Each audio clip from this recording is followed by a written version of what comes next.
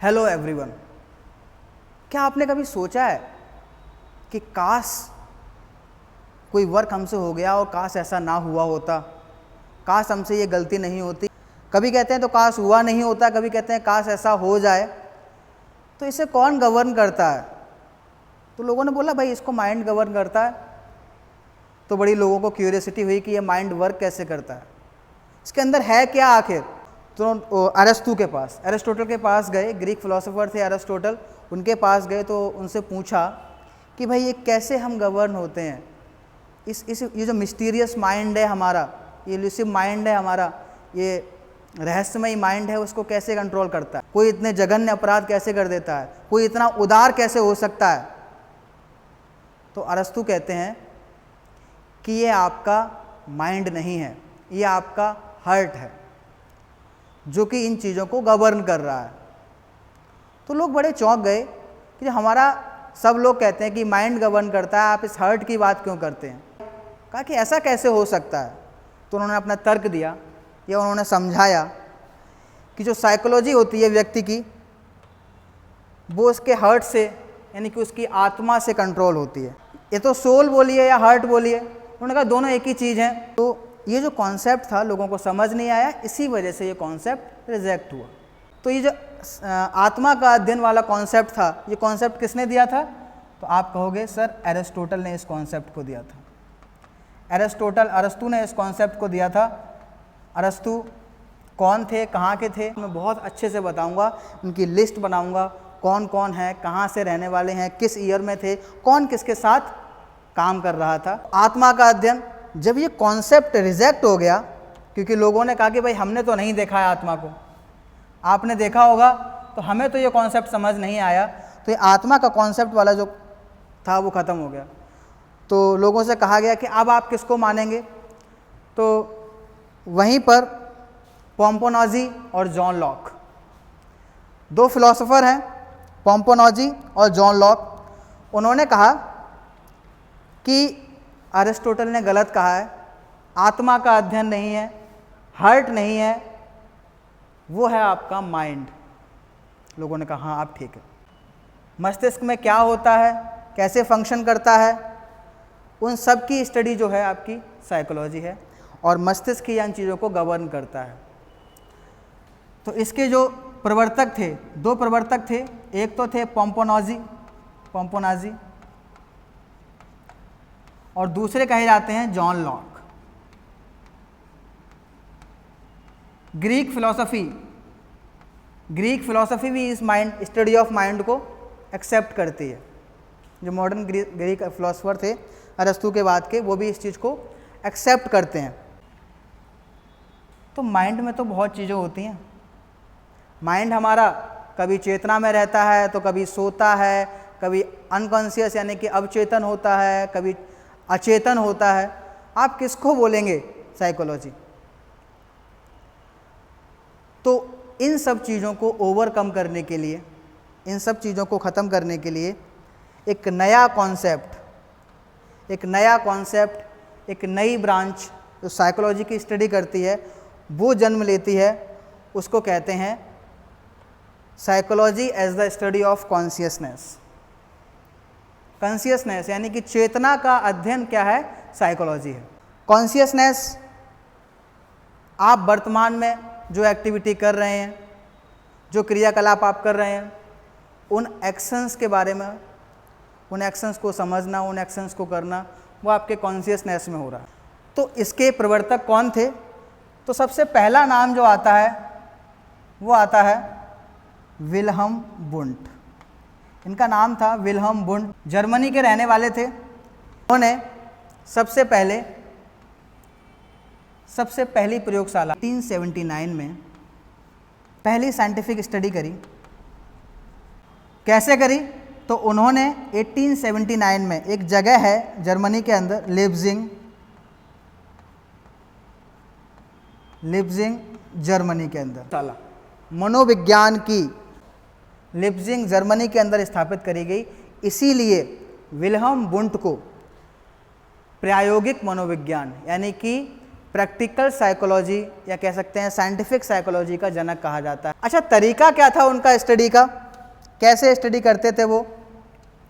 तो Wilhelm won't के एक शिष्य थे एडवर्ड ब्रैडफोर्ड टिचनर, एक मेथड बनाया कि कैसे हम लोगों की कॉन्शियसनेस को टेस्ट करें, कि उनकी चेतना में क्या चल रहा है, जिससे उनकी साइकोलॉजी को समझा जा सके।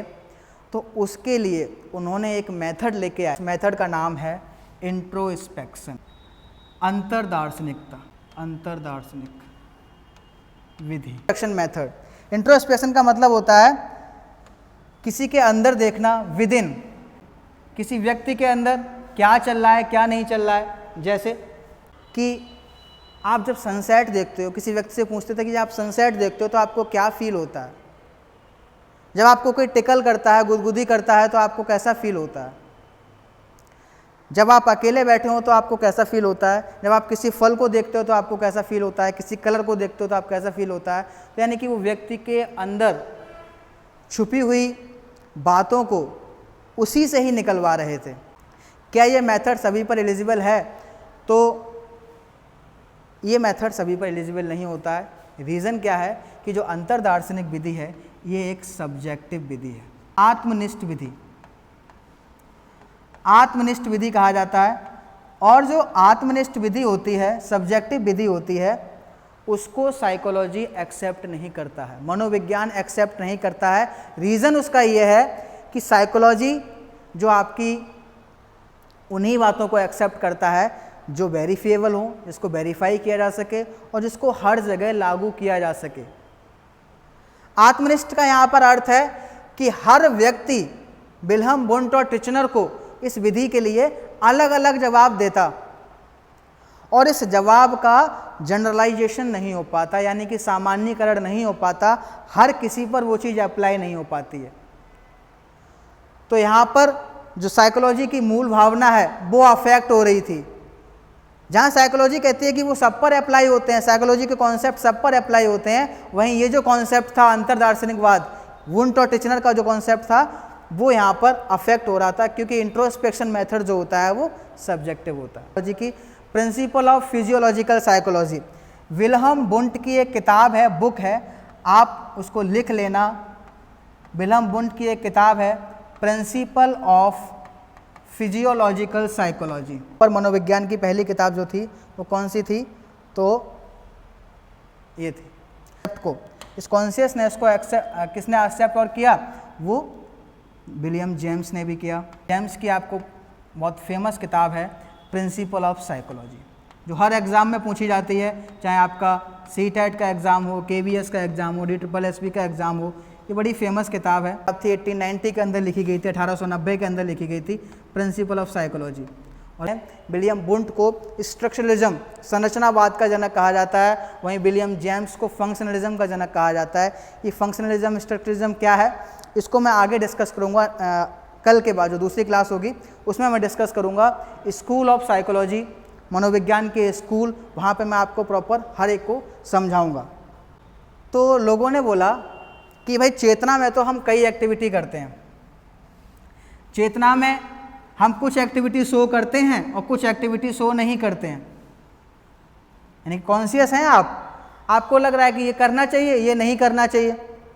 तो जो बातें छुपी रह गई हैं वो कैसे बताएंगी उस व्यक्ति की साइकोलॉजी? और साइकोलॉजी का मतलब क्या होता है आपको पता होगा कि फला आदमी कह देता है कि भाई आपकी साइकोलॉजी, इस बंदे की साइकोलॉजी अच्छी नहीं लग रही है, ये समझ नहीं आ रहा है हमें।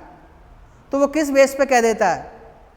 वो उसने आपका बिहेवियर देखा, उसने आपका बिहेवियर देखा, उस बिहेवियर को स्टडी किया, तो वहाँ से उसका कॉन्सेप्ट लेके आया कि जब तक वो साइकोलॉजी, जो कॉन्शियसनेस उसके अंदर है वो दिखाई नहीं दे रही है, तब तक हम कैसे कह सकते हैं कि भाई ये आपका साइकोलॉजी है।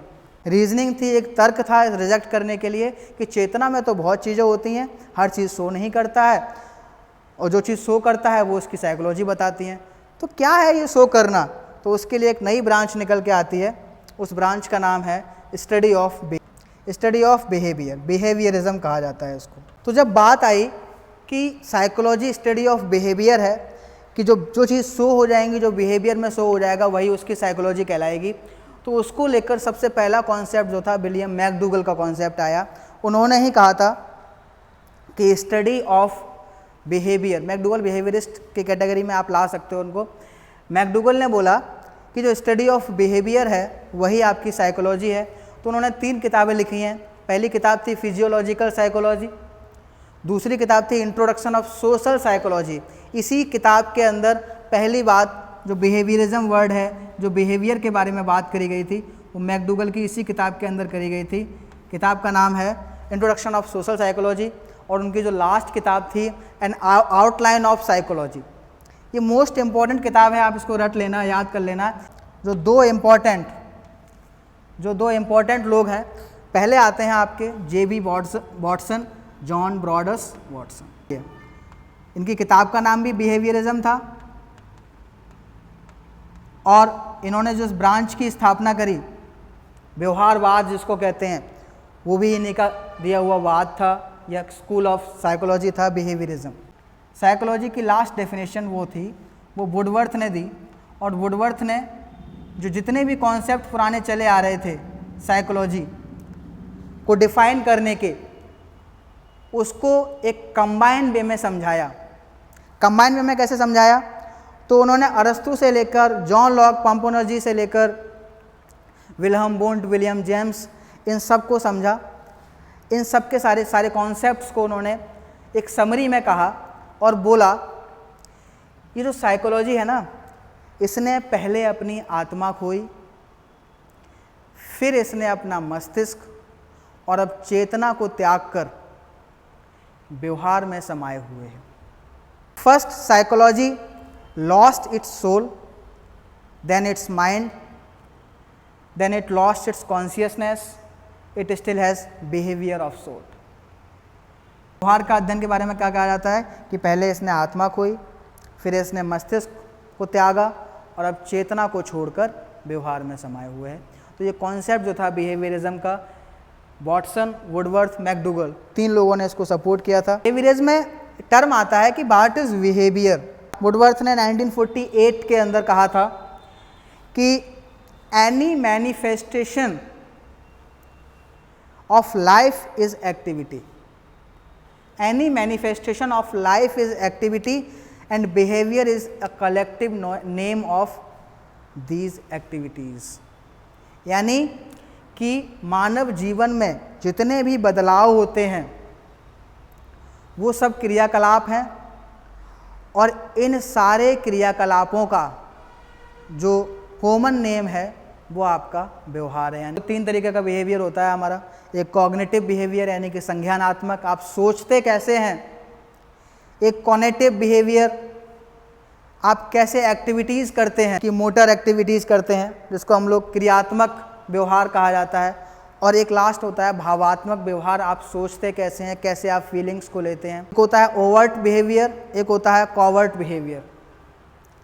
जो ओवर्ट बिहेवियर होता है आपका, इसको कहा जाता है अप्रच्छन्न यानी कि खुले हुए बिहेवियर, जो आपको एक्टिविटीज़ में शो हो जाते हैं।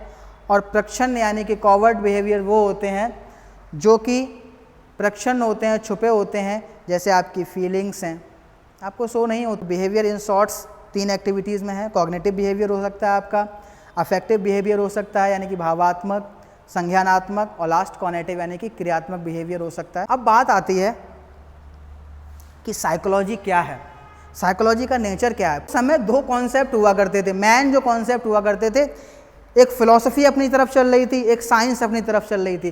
फिलॉसफी जो थी आपका थ्योरी के बेस पर था कि भाई उन्होंने कह दिया है तो वो सही होगा, वेरीफाई हो रहा है नहीं हो रहा है उससे फ़र्क नहीं पड़ता। वेरिफिकेशन में थोड़ी सी क्या थी, ढिलाई थी कि वेरीफाई नहीं भी हो रहा है तो वो चीज़ें मान ली जाती थी। और एक थी साइंस, साइंस कहती थी कि नहीं, जो भी तथ्य बोलोगे वो वेरीफाई होना चाहिए। तो साइकोलॉजी भी खड़ी हुई थी बाहर, और पीछे से 2 लोग, एक फिलॉसफी खड़ी है, एक साइंस खड़ी है। साइकोलॉजी सोच रही है कि मैं किसके पास जाऊं, साइंस के पास जाऊं या फिलॉसफी के पास जाऊं। तो इसको साइकोलॉजी ने खुद समझाया। साइकोलॉजी ने कहा कि क्या आपको पता है कि मेरी अपनी साइंटिफिक थ्योरी है। साइकोलॉजी कहती है, तो फिलोसफी में भी सिद्धांत होते हैं आपके और साइंस में भी थ्योरीज होती हैं। तो साइकोलॉजी कहती है कि मेरी ब्रांच जो है ना वो अप्लाइड ब्रांच है, कि आप मेरी साइकोलॉजी को मेरी थ्योरीज को अप्लाई भी कर सकते हैं। लोगों ने पूछा कहाँ अप्लाई कर सकते हो, तो बोला क्लिनिकल एप्लीकेशन। एक मेरी ब्रांच है क्लिनिकल साइकोलॉजी, जहाँ लोग अपना इलाज करते हैं साइकोलॉजी की मदद से। Educational psychology, legal psychology, industrial psychology. तो फिलोसफी थोड़ी घबरा गई, उसने बोला ये से नहीं, और थोड़ा बताइए अपने बारे में, आपके पास और क्या क्या है। तो उसने बोला कि जो भी हम बिहेवियर करते हैं हमारे पास हर चीज़ का कॉज है। साइंस खुश हो गई, साइंस कहती है कि वाह, कारण होगा वहाँ साइंस होगी, जहाँ रीज़न होगा वहाँ साइंस होगी। साइकोलॉजी कहती है कि मैं सब्जेक्टिव आइडियाज़ को नहीं मानती हूँ, सब्जेक्टिव आइडियाज़ मेरे यहाँ नहीं चलते, सब्जेक्टिव आइडियाज़ को मैं रिजेक्ट करती हूँ। यानी कि आत्मनिष्ठ जो भी व्यक्ति विशेष की चीज़ें होंगी उसको नहीं, वो चीज़ें मैं अप्लाई करती हूँ एज ए ब्रांच, जिसके अंदर क्या होता है, जो हर चीज़ हर किसी पे एप्लीकेबल हो। उसने बोला और कुछ बताइए, तो उसने बोला सबसे इम्पोर्टेंट बात कि आप मेरे जो रिज़ल्ट है ना उनको वेरीफाई कर सकते हैं, रिज़ल्ट को आप वेरीफाई कर सकते हैं, मेरी थ्योरीज को आप वेरीफाई कर सकते हैं। साइंस ने बोला बहुत अच्छी बात, वेरिफिकेशन तो हमारे यहाँ ही होता है, तो इसका मतलब आप हमारी साइड ही आ जाइए। और इसके ऊपर साइकोलॉजी ने ये भी कह दिया कि भाई मेरी यूनिवर्सल एप्लीकेबिलिटी है, मैं यूनिवर्सली एक्सेप्ट की जाती हूँ। Does not believe in here से, मैं किसी हियर से यानी कि अफवाह पर बिलीव नहीं करती हूँ, मैं किसी स्टीरियोटाइप्स पे बिलीव नहीं करती हूँ, और मैं किसी सुपरस्टिशन पे बिलीव नहीं करती हूँ। यहाँ से फिलॉसफी हार मान गई, बोले ठीक है आप जाइए, लेकिन आप मेरी तरफ से साइंस की तरफ जा रहे हैं तो आप परफेक्ट साइंस तो नहीं हो सकते हैं, परफेक्ट साइंस तो नहीं हो सकते हैं। साइंस कहती है मेरे पास फ्लेक्सिबिलिटी है। कैसी फ्लेक्सिबिलिटी है? साइंस कहती है कि मेरे पास दो ब्रांच हैं। पूछा भाई कौन सी ब्रांच है आपके पास? दो साइंस हैं, एक तो है पॉजिटिव साइंस, एक है नॉर्मेटिव साइंस। नॉर्मल जो लॉजिक होते हैं जो वेरीफिएबल नहीं है, जो साइंस में भी कुछ चीज़ें ऐसी होती हैं जो वेरीफाई नहीं किया, और दूसरी होती है पॉजिटिव साइंस, जिसमें आपकी फिजिक्स है, केमिस्ट्री है, बायो है।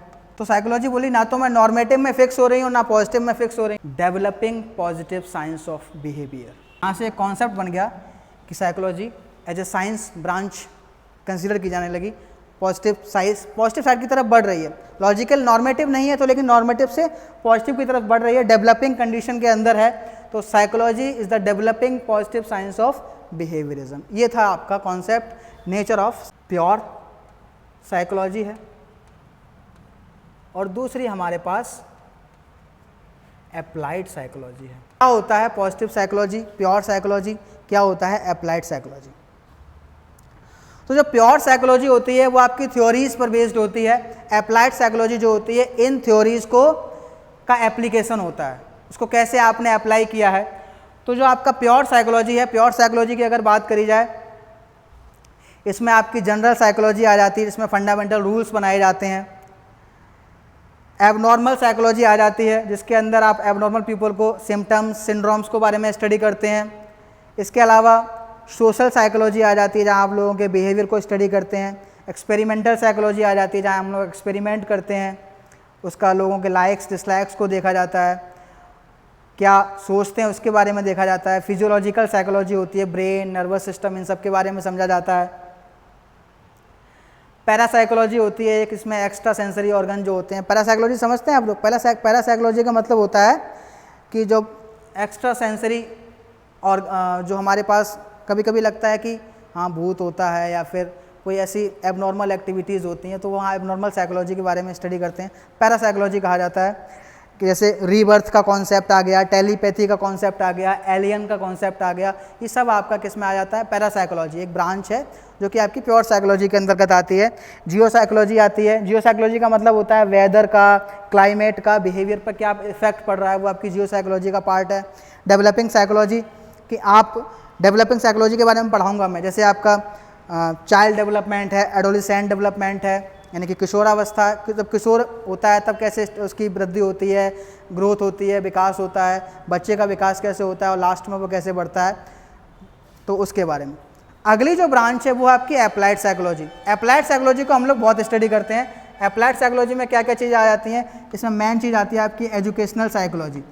आप जब साइकोलॉजी को पढ़ाने के लिए यूज किया जाता है, वहाँ पे एक नया कॉन्सेप्ट निकल के आता है एजुकेशनल साइकोलॉजी, और यही मैं आपको कल स्टार्ट करूँगा। तो यहाँ पर मैंने साइकोलॉजी को स्टडी किया और यहाँ से मैं निकल के आया आपके पास कि आपको अगला कॉन्सेप्ट क्या पढ़ना है, साइकोलॉजी का एजुकेशन से क्या संबंध है, जो आपका टॉपिक है मनोविज्ञान और शिक्षा मनोविज्ञान का आपस में संबंध क्या है। तो ये है, कल से आपकी जो क्लास स्टार्ट होगी, कल जो इसका सेकेंड पार्ट आएगा वो आपका आएगा एजुकेशनल साइकोलॉजी का। इसके अलावा अगर अप्लाइड साइकोलॉजी की बात करी जाए तो इसमें कई ब्रांच, जैसे क्लिनिकल साइकोलॉजी है जहाँ पर हम लोग क्या है मेंटल इलनेस का इलाज करते हैं। इसके अलावा इंडस्ट्रियल साइकोलॉजी है, इसके अलावा लीगल साइकोलॉजी है जहाँ हम लोग क्लाइंट्स को देखते हैं, विटनेस को मिलिट्री साइकोलॉजी, मिलिट्री के अंदर साइकोलॉजी यूज करती है, वो आपकी अप्लाइड साइकोलॉजी के अंदर आती है। और पॉलिटिकल साइकोलॉजी, साइकोलॉजी पॉलिटिक्स में भी यूज होती है, तो उसको पॉलिटिकल साइकोलॉजी कि कैसे जनता के मूड को समझा जाए। तो ये था आपकी आज की क्लास जिसमें मैंने आपको बताया। और इसका जो सेकंड पार्ट आपका आएगा वो आपका आएगा, इस क्लास का जो सेकंड पार्ट होगा शिक्षा मनोविज्ञान, वो आपका ये पार्ट होगा मनोविज्ञान और शिक्षा मनोविज्ञान में। आपको मनोविज्ञान वाला पोर्शन मैंने कवर कर दिया है। अगला पार्ट होगा शिक्षा मनोविज्ञान, जो कि मनोविज्ञान का ही अप्लाइड साइड जो है, प्रायोगिक साइड जो है वो आपकी शिक्षा मनोविज्ञान कहलाती है। जो प्योर साइकोलॉजी होती है वो सैद्धांतिक होती है और जो अप्लाइड साइकोलॉजी होती है वो प्रायोगिक होती है। उन सिद्धांतों का प्रयोग करना कैसे होगा, तो उस प्रयोग के अंदर शिक्षा मनोविज्ञान का क्या होगा। इसके बाद की जो अगली क्लास होगी उस क्लास में मैं आपको डिस्कस करूंगा मनोविज्ञान के स्कूल, जहाँ पर आपको संरचनावाद, प्रकार्यवाद, मनोविश्लेषणवाद, इन सब के बारे में स्टडी करेंगे। जो पहला इंट्रोडक्शन था, आपको कैसे पढ़ना है कैसे नहीं पढ़ना है, ये सब मैं आपको इस क्लास में बता चुका हूँ। इस क्लास के अंदर काफ़ी बड़ी क्लास थी, उस क्लास में मैंने सब चीज़ डिस्कस करी थी, कैसे आपको स्टडी करना है कैसे नहीं करना। ये मेरा चैनल है, आप इसको सब्सक्राइब, लाइक, शेयर, कमेंट करें। क्वेश्चन पूछ सकते हैं आप लोग टेलीग्राम पर, उसका लिंक है, उसे सब्सक्राइब करें, लाइक करें, शेयर करें। और जो रीच है इसकी वो इंक्रीज करें, कैसे चैनल को इंक्रीज किया जा सकता है। बाकी ऐसे ही चैनल में वीडियो आपके आते रहेंगे। कुछ दिनों में मैं आपकी जो ऑफलाइन क्लास है, जो मेरी ऑफलाइन क्लास है वो भी स्टार्ट होने वाली है।